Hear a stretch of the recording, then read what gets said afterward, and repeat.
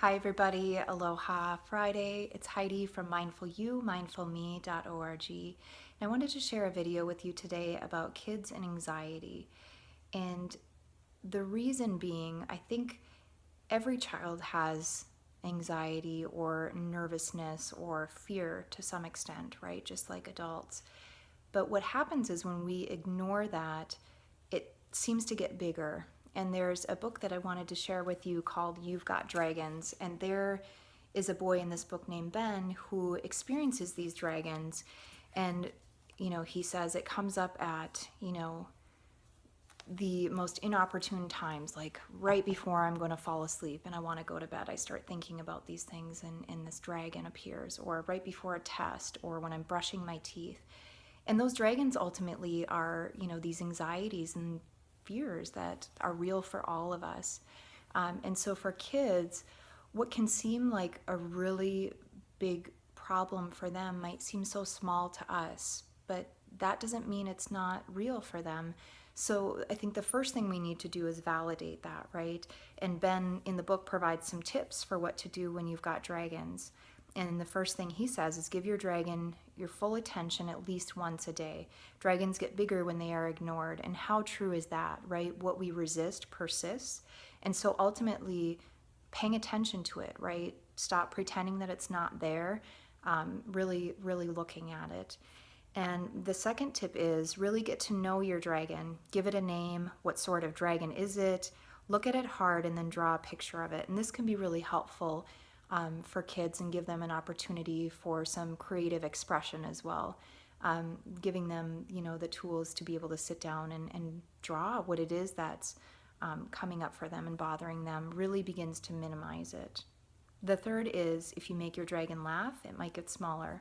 Humor is always great. And if you can let your kids know too that, I've got a dragon too, and you can give it a name and even draw a picture with them, it helps to make them feel that they're not alone in that. And so I really just wanted to stress that, your child isn't the problem is the problem. And when you can work that out together and help them with that, it can be extremely, extremely beneficial.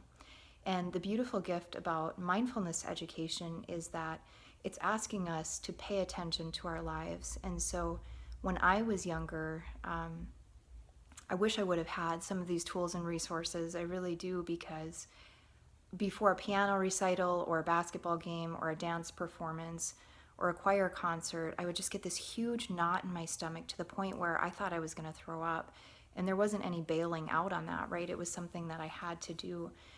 But if I had some of these tools and resources, I think it would have been so incredible. And that's really why I'm trying to get more of this work into the local schools, is because I just see the power in it. And I see how my kids have responded to that, how harmonious my relationships have become, not only with my kids, but with other people, because I'm paying attention.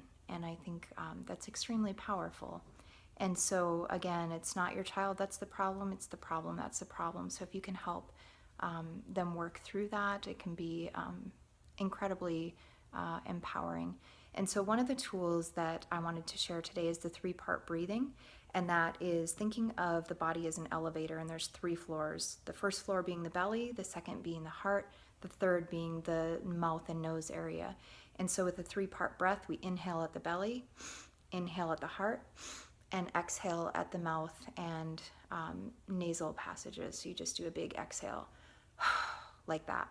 And when I show kids this, what I want to hear them doing is actually releasing. So the big breath in, and out. And I wasn't hearing anything at first. And I thought, my goodness, if we're holding on to our breath, we're still holding on to some of that stress and, whatever it is inside of us that we're trying to actually release. And when we can send calming breath to the body, we start to send messages to our brain that we are calm, right? The breath is that information superhighway. So that's oftentimes why with mindfulness meditation, we use the breath as that anchor, right? So inhale, inhale, exhale.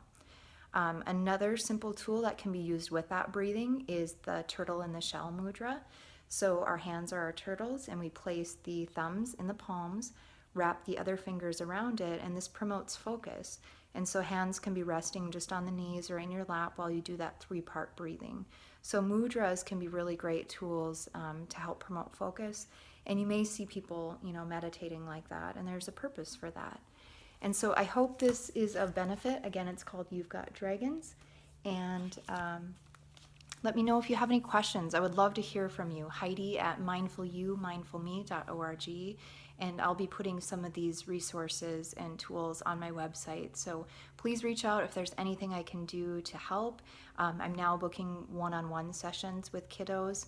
And these are really great sessions for kids who do better in a one-on-one setting versus a large, group or yoga class. So I hope everybody has a beautiful weekend, and thanks for watching.